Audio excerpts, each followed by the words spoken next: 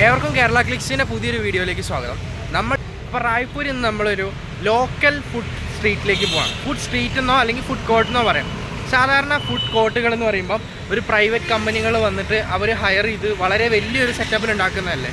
എന്നാൽ ഇത് ഗവൺമെൻറ്റിൻ്റെ സ്ഥലത്ത് വന്നിട്ട് അവർക്ക് ചെറിയ രീതിക്കുള്ള ഷെയർ ഗവൺമെൻറ്റിന് കൊടുത്തിട്ട് നടത്തുന്ന ഒരു ഫുഡ് കോർട്ട് എങ്ങനെ ഉണ്ടാവും നമുക്ക് പോയേക്കാം. നമ്മൾ ഗട്ട് കലേവ എന്ന് പറഞ്ഞ ആ റെസ്റ്റോറൻറ്റിന് അല്ലെങ്കിൽ ആ ഫുഡ് കോർട്ടിൻ്റെ അടുത്തേക്കാണ് പോയിക്കൊണ്ടിരിക്കുന്നത്. ലെഫ്റ്റിൽ നമുക്ക് പാർക്കുകളും മറ്റും കാണാം കേട്ടോ. നമ്മളെ റായ്പൂർ റെയിൽവേ സ്റ്റേഷനിലേക്ക് പോകുന്ന റോഡാണ്, അതായത് നവാ റായ്പൂരിൽ നിന്ന് റെയിൽവേ സ്റ്റേഷനിലേക്ക് പോകുന്ന റോഡാണ്. കാരണം സൈക്കിൾ ട്രാക്കിലൂടെയാണ് ബൈക്ക് നിർത്തിയിട്ടിരിക്കുന്നത്. പിന്നെ റോട്ടിൽ കൂടെയാണ് സൈക്കിൾ പോകുന്നത്, അതായത് സൈക്കിൾ റിക്ഷ. റോഡിൻ്റെ നടുവിലൊക്കെ ധാരാളം ചെടികളും മറ്റൊക്കെ നട്ടുപിടിപ്പിച്ചിരിക്കുന്നത് കാണാം. നമുക്ക് ഇടത്തോട്ട് പോയ CM ഹൗസ് കാണാം. അതായത് എനിക്ക് കറക്റ്റ് അറിയത്തില്ല, ഏതായാലും മുഖ്യമന്ത്രി താമസിക്കുന്ന ഗവൺമെൻറ്റിൻ്റെ സ്ഥലമായിരിക്കും. വൈകിട്ടുള്ള സമയം അങ്ങോട്ടായി വരുന്നുള്ളൂ. ഇന്ന് വെള്ളിയാഴ്ചയും കൂടെയാണ്, അപ്പം തിരക്കൊക്കെ ആയി വരുന്നുള്ളൂ. നമ്മൾ നേരത്തെ കണ്ട പാർക്കിൻ്റെ പേരാണ് ഗാന്ധി ഉദ്യാൻ, അതായത് ഗാന്ധി പാർക്ക് എന്നാട്ടോ അതിൻ്റെ പേര്. എന്തോ ഒരു സ്ട്രക്ചർ ഉണ്ടാക്കിക്കൊണ്ടിരിക്കുകയാണ്. ഈ തലയിൽ തൊപ്പിട്ട ചേട്ടനാണ് ഇവിടെ ഇൻ്റർലോക്കും കാര്യങ്ങളൊക്കെ സെറ്റ് ചെയ്തുകൊണ്ടിരിക്കുക. വല്ല പ്രതിമ എന്തോ ആണെന്ന് തോന്നുന്നു. ഇവിടെ കണ്ടപ്പോൾ എനിക്ക് ഏറ്റവും കൂടുതൽ ഒരു വ്യത്യസ്തത തോന്നിയത് ധാരാളം ഫുഡ് ട്രക്കുകളും അതുപോലെ തന്നെ നമ്മുടെ ഷിപ്പിലൊക്കെ യൂസ് ചെയ്യുന്ന കണ്ടെയ്നർ കൊണ്ടുള്ള ട്രക്കുകളും കണ്ടു. നമ്മുടെ നാട്ടിൽ ഇപ്പോൾ ഇത് ട്രെൻഡായി വരുന്നതേ ഉള്ളൂ, പക്ഷെ ഇവിടെയൊക്കെ ധാരാളം നേരത്തെ കണ്ടു തുടങ്ങിയിട്ടുണ്ട്. ഈ ഭാഗങ്ങളൊക്കെ കാണുമ്പോൾ നമ്മളൊരു ബാംഗ്ലൂർ എത്തിയോ എന്നുള്ളൊരു ഷെയ്ഡ് പോലെയൊക്കെ തോന്നും. കാരണം ഈ ഭാഗമൊക്കെ നല്ല ഭംഗിയുണ്ട് കാണാൻ. നമ്മൾ ഗട്ട് കലേവ എന്ന് പറഞ്ഞ സ്ഥലത്ത് എത്തിയിട്ടോ. ഇതിൻ്റെ ഇംഗ്ലീഷ് പരിഭാഷ എന്താ അറിയില്ല, പക്ഷെ ഇതിൽ എഴുതിയിരിക്കുന്ന പാരമ്പരിക് ഛത്തീസ്ഗഡി വ്യഞ്ജൻ ആസ്വാദ് എന്ന് വെച്ചാൽ ടേസ്റ്റ് എന്നായിരിക്കും. അതായത് ഛത്തീസ്ഗഡിൻ്റെ പാരമ്പര്യ സ്വാദാണെന്നാണ് ആയിരിക്കണം അവർ ഉദ്ദേശിച്ചിട്ടുണ്ടാവുക. നമ്മളൊക്കെ ഊഹാപോഹങ്ങളിലാട്ടോ. വലിയ പാർക്കിംഗ് സ്പേസ് ഇല്ല, മറ്റോടത്ത് നിർത്താൻ തോന്നുന്നുണ്ട്. കാറിലൊക്കെ വരികയാണെങ്കിൽ അവിടെ വേറൊരു മ്യൂസിയം എന്തുണ്ട്. അതാണ്ട് ഈ കാണുന്ന കേട്ടോ നമ്മുടെ സ്ഥലം. പഴയ ഓടൊക്കെ ഇട്ടിട്ട്, അപ്പോൾ അതായത് ഇവിടുത്തെ ട്രഡീഷണൽ ടേസ്റ്റാണ്. നമ്മൾ ആദ്യം ഇവിടുന്ന് ബില്ല് ചെയ്തിട്ട് ഈ ബില്ലാണ് നമ്മൾ ഇവിടെ കൊണ്ട് കൊടുക്കേണ്ടത്, എന്നാൽ നമുക്ക് ഫുഡ് കിട്ടും. പിന്നെ ഇവിടെ ഇങ്ങനെ എഴുതി വെച്ചിട്ടൊക്കെ ഉണ്ടേ. ഇങ്ങനെ കേട്ടോ ഈ ഗവൺമെൻറ്റിൻ്റെ സംഭവം സെറ്റപ്പ് ചെയ്തിരിക്കുന്നത്. നമ്മളെ സാധാരണ പഴയ റെസ്റ്റോറൻറ്റ്സൊക്കെ പോലെ നമ്മളിങ്ങനെ ടോക്കൺ എടുക്കണം, എന്നിട്ട് ഇവിടെ കൊണ്ട് കൊടുക്കണം. ഇത് രണ്ട് സാധനങ്ങൾ വന്നു കേട്ടോ. ഇങ്ങനെ ചീല എന്ന് പറഞ്ഞൊരു സാധനം വരാണ്ട്. ഇത് നമ്മളെ സാധാരണ ചായ. ഇത് ഫര എന്ന് പറഞ്ഞൊരു സാധനമാണ്, പുഴുങ്ങി വെച്ച സാധനമാണ്.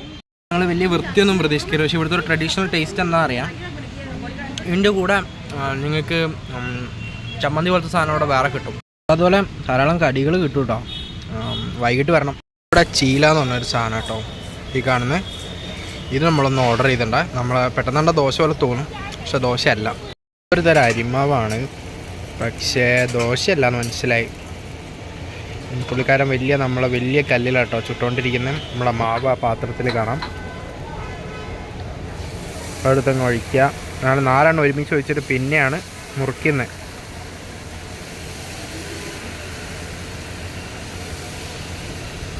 ഇവിടെ വേറെ കുറേ പേര് ഡിമാൻഡുള്ള സാധനം കേട്ടോ. ഇവിടെയൊക്കെ വേറെ ആൾക്കാരൊക്കെ കാണാം.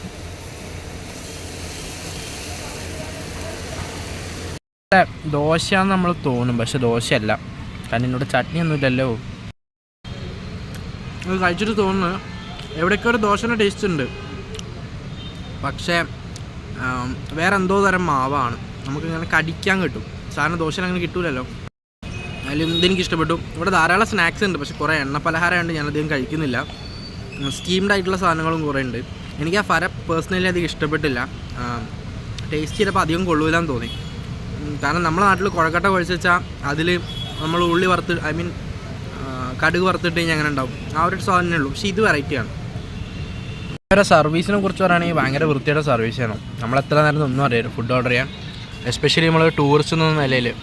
ഇവിടെ പിന്നെ വൈകിട്ട് എല്ലാവരും ഇങ്ങനെ ഇരിക്കും. ഇവിടെ ഫോട്ടോ എടുക്കാൻ പാടില്ല, ഫോൺ ഉപയോഗിക്കാൻ പാടില്ല എന്നൊക്കെ എഴുതി വെച്ചിട്ടുണ്ട്. 500 രൂപ ഫൈനോ എന്താ അറിയില്ല. എനിക്ക് ഈ സ്ഥലം ഭയങ്കരമായിട്ട് ഇഷ്ടപ്പെട്ടിട്ടൊന്നുമില്ല. ഫുഡ് ഓക്കെയാണ്, ഉണ്ടാക്കുന്നതൊക്കെ വൃത്തി തന്നെയാണ്, വലിയ മോശമൊന്നുമില്ല. പക്ഷെ നിങ്ങൾക്ക് നല്ലൊരു എക്സ്പീരിയൻസ് വേണമെന്നുണ്ടെങ്കിൽ നമ്മൾ നേരത്തെ വീഡിയോയിൽ കാണിച്ച ഫുഡ് കോർട്ടിൽ പോയിട്ട് ഫുഡ് കഴിക്കുക, അത് നല്ലതായിരിക്കും.